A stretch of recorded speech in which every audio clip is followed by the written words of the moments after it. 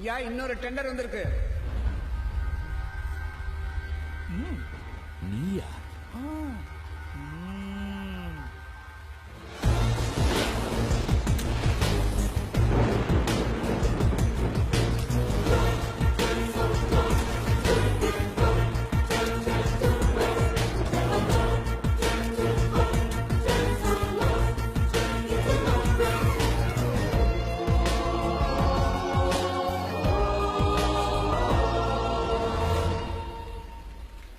என்ன தங்கம், பதவி ஆசை வந்துருச்சா?